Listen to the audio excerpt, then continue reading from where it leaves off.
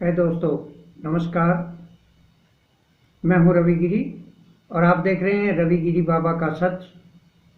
और आज का टॉपिक है ध्यान यानी मेडिटेशन। सभी लोग करते हैं मेडिटेशन, ऐसी बात नहीं है। बहुत से लोग मेडिटेशन के लिए बैठते हैं, लेकिन उनको अभी तक पूरा पता नहीं है कि मेडिटेशन कैसे किया जाता है। बैठ तो जाते हैं, वो घंटा घंटा बैठ जाते हैं, लेकिन 1 घंटा बैठने की जरूरत नहीं है। आप 15 मिनट के लिए शुरुआत 5 मिनट से कीजिए, 2 मिनट से कीजिए, लेकिन सही तरीके से अगर आप मेडिटेशन करोगे तो आपको शारीरिक और मानसिक दोनों प्रकार के लाभ मिलेंगे। कैसे मेडिटेशन करना चाहिए, ध्यान में कैसे जाना चाहिए, कितनी देर तक आप ध्यान लगा सकते हैं, इन सब बातों का ध्यान होना चाहिए आपको। किस जगह बैठना है, कब बैठना है, किस प्रकार ध्यान लगाना है, ये सब बातें आपको पता होना चाहिए। तब आपका ध्यान लगेगा, तब आप मेडिटेशन कर पाओगे।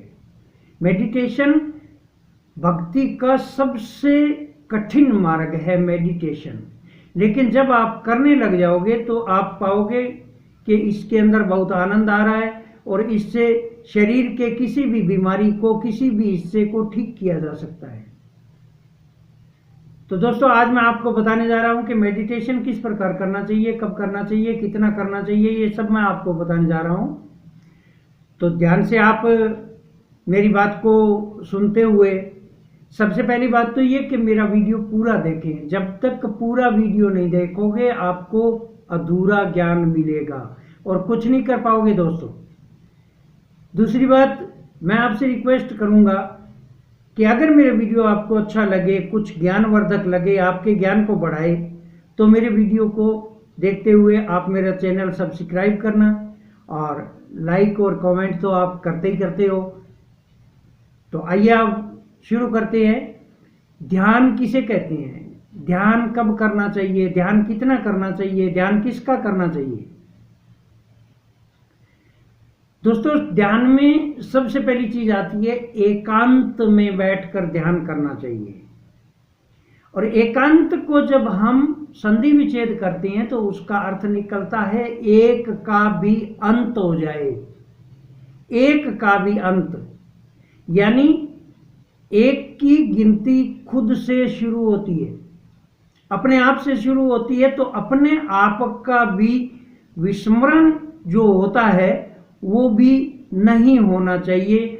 इसी का मतलब होता है एकांत।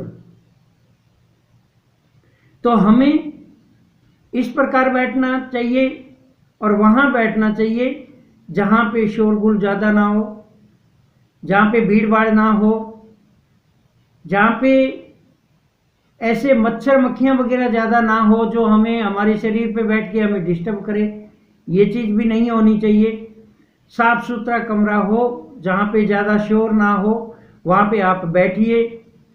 और भगवान का या अपने भगवान को किसी ने देखा ना देखा, लेकिन आपके गुरु को आपने जरूर देखा है, तो अपने गुरु का ध्यान करते हुए और आप बैठिए। कुछ देर आप गुरु के दिए मंत्र का सुमरण करिए। मंत्र का सुमरण करने के बाद में धीरे धीरे अपने आप में खोते जाइए। अब ध्यान क्या होता है? ध्यान वो चीज है दोस्तों जिसमें आपको मैं एक उदाहरण के तौर पे समझा रहा हूं कि मान लिया कि आप कहीं किसी के इंतजार में बैठे हैं। सोचिए कि आप रेलवे स्टेशन पे बैठे हैं और आपका कोई प्रिय, जो अति प्रिय रहा है, वो आज आ रहा है और आप उसकी इंतजार में बैठे हैं कि उसको लेके घर जाएंगे। तभी अनाउंस होता है कि गाड़ी अभी 2 घंटे लेट है। अब उस 2 घंटे लेट को निकालने के लिए आप उस अपने अजीज के यादों में खो जाएंगे और इस प्रकार खो जाएंगे कि आपके आगे से कितनी गाड़ियां निकल गई, आपको न गाड़ी की हॉर्न सुनाई देगा, न गाड़ी का इतना ठक ठक आवाज सुनाई देगा, न इतने लोगों की भीड़ आपको दिखाई देगी, न इतने लोगों की आवाज़ें आपके कानों में आएगी। पता नहीं कितने कितने लोग किस किस प्रकार की आवाज़ें करते रहते हैं, जोर जोर से चिल्लाते रहते हैं, आपको कोई भी फील नहीं होगा। क्यों कि आप सिर्फ और सिर्फ अपने उस आने वाले जो आपका प्रियजन है, आने वाले की इंतजार में बैठे हो और उसमें खो गए हो।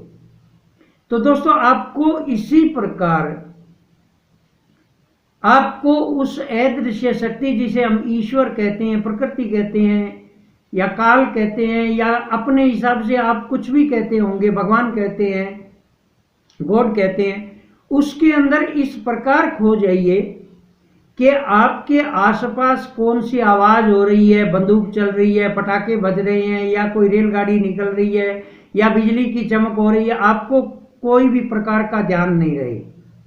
ये सिर्फ शुरुआत में आप 5 मिनट बैठ के करने की कोशिश करोगे तो आपको ज्यादा से ज्यादा 5 या 10 सेकंड के लिए ऐसा अनुभव होगा। इस अनुभव को बढ़ाना है, आपको रोजाना इसी प्रकार बैठना है, इस अनुभव को इसी प्रकार बढ़ाते जाना है कि हमें उस प्रभु के अंदर खो जाना है। लेकिन ये इतना आसान नहीं है, जितना मैं बता रहा हूं इतना आप नहीं कर पाओगे। इसलिए सबसे पहले आपको किसी चीज का आसरा लेना पड़ेगा, और आसरा लेने के लिए हमारा शरीर होता है, इसके सिवाय कोई दूसरे का आसरा नहीं लेना है, कोई भी मेडिसिन नहीं लेनी है, कोई भी प्रकार का नशा नहीं करना है, कोई भी चीज ऐसी नहीं लेनी है जिससे आपको नींद आए या आपको उम्माद पैदा हो, ऐसा कुछ नहीं करना है। तो सबसे पहले हमें क्या लेना है, हमारा श्वास या हमारा हार्ट, इन दोनों में से कोई एक चीज चुनिए। मान लीजिए कि हमने हमारे ध्यान को हमारे सांस पे ठहरा दिया, तो इस सांस को देखिए कि किस प्रकार ये श्वास बाहर आ रहा है और कहां तक, नीचे तक, गहराई तक जा रहा है, और फिर कितनी देर वहां रुक के वापस वो सांस अंदर जा रहा है। अंदर जा रहा है तो कहां तक वो सांस हमारे अंदर प्रवेश कर रहा है, और अंदर फिर किस प्रकार वो रुकता है और किस प्रकार फिर वो झटके से बाहर निकलता है। तो इसके आप ये चारों स्टेज देखोगे कि सांस बाहर कितनी देर रुका, बाहर कितना लंबा आया, बाहर को आया तो कितना लंबा आया और कितनी देर रुका, अंदर को गया तो कहां तक गया और कितनी देर रुका, कितनी देर बाद में उसने वापस रोक लिया। तो आप इन 4 चीजों के ऊपर ही ध्यान रखें, 5वीं कोई ऐसी चीज आपके सामने नहीं आनी चाहिए।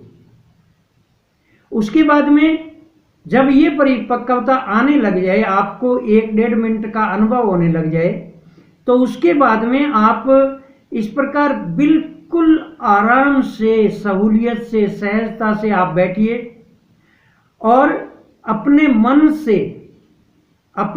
से श्वासों की आवाज सुनिए। अगर श्वासों की आवाज नहीं सुन पा रहे हैं तो कम से कम आप अपनी हार्ट बीट की रिदम को जरूर सुनिए। हार्ट बीट की रिदम धीरे धीरे धीरे धीरे धीरे धीरे आपके कानों में प्रवेश करने लग जाएगी। जैसे जैसे आपका अभ्यास बढ़ेगा वैसे वैसे ही आपके कानों में बहुत ज्यादा आवाज आने लग जाएगी। हार्ट की जो हार्ट की रिदम होती है वो आपके कानों में बहुत जोर से आने लग जाएगी और उसके अंदर आप खो जाओगे। तब ये मानना कि हमारा ध्यान लगने लगा है। जब तक ऐसा नहीं होता है तब तक ये मानिए कि आपका बैठना बेकार है। क्यों कि हम बैठ तो गए हैं लेकिन हमारा जो मन है वो अस्थिर है और वो मन जो है वो दुनियादारी में कहीं भटक रहा है। ऐसा नहीं होने देना है। हमें मन को एक जगह केंद्रित करना है और एक जगह मन को केंद्रित करने का नाम ही ध्यान होता है, मेडिटेशन होता है।